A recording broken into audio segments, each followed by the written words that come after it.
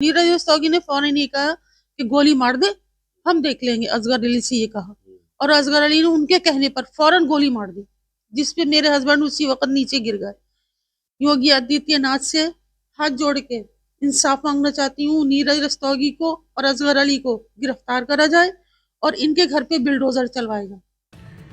जिला पंचायत में गोली मारकर हत्या की गई वकील की विधवा ने लगाई सीएम योगी से गुहार। हत्यारे का घर बुलडोजर से ढाए जाने की उठाई मांग।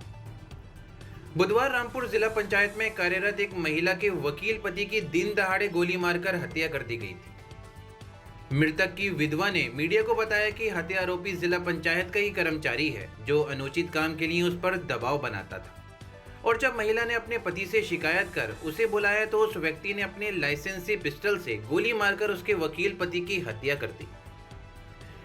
पति की दिन दहाड़े गोली मारकर हत्या कर दिए जाने के बाद विधवा हुई ये महिला अपनी आप बीती सुना रही है कि किस तरह से उस पर गलत काम करने के लिए जिला पंचायत के कर्मचारी और अधिकारी द्वारा अनुचित दबाव बनाया जाता था और उस महिला का उत्पीड़न किया जाता था, जिसकी शिकायत उसने अपने पति से की। पति पेशे से वकील थे और नजदीकी जिला न्यायालय परिसर से जिला पंचायत कार्यालय पहुंचे, जहां उनकी नोकझोंक हो गई और फिर हाथापाई की नौबत आ गई।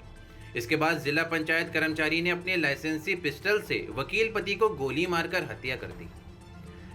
सरकारी कार्यालय जिला पंचायत में दिन दहाड़े पति की हत्या से विधवा हुई ये महिला मुख्यमंत्री आदित्यनाथ योगी से इंसाफ की गुहार लगा रही है और पति के हत्यारे का घर बुलडोजर से गिराए जाने की मांग कर रही है।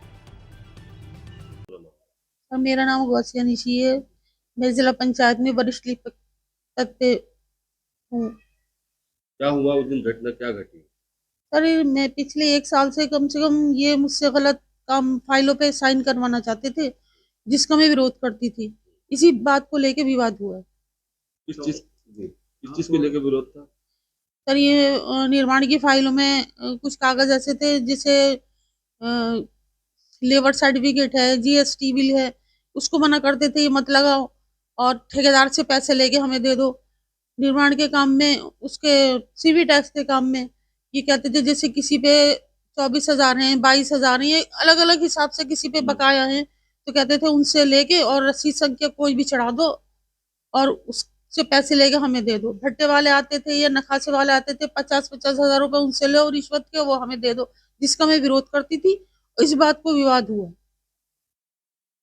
जिस दिन ये घटना घटी है उस दिन घटना के दिन सीसीटीवी फुटेज सामने आए हैं। उसके बाद कैसे बढ़ी कि गोली चली? क्या था पूरा क्या थी? सर, उस दिन भी इसने फाइलों पे साइन करवाना चाहे थे और ये कहा था कि इन लोगों के जिसमें बकाया है उनसे के कोई भी रसीद संख्या चढ़ा के और हमें पैसे दे दो। असगर अली ने नीरज रस्तोगी के कहने पर मुझसे ये काम को कहा था, जिसका मैंने विवाद किया।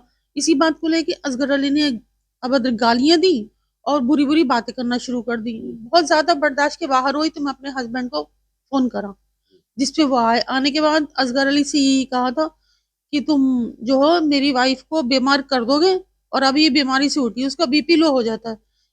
इतने में नीरज रस्तोगी आ गया, इनके हाथापाई शुरू हो गए। नीरज रस्तोगी ने फौरन ये कहा कि गोली मार दे, हम देख लेंगे। असगर अली से ये कहा और असगर अली ने उनके कहने पर फौरन गोली मार दी, जिसपे मेरे हस्बैंड उसी वक्त नीचे गिर गए। उसके बाद असगर अली ने मेरे ऊपर गोली चलाना चाहिए, जो इसका दाना फंस गया। उसके बाद इनने बड़े बड़े मेरे सर में मारी और मेरे खून से लथपथ हो गई। वो उसने खुद मारी है, गलत गोली नहीं लगी है। क्या ये रिवॉल्वर रखता था वहां पर? जी हाँ, वो रिवॉल्वर लगता था। रोज लेके आता था? जी जी।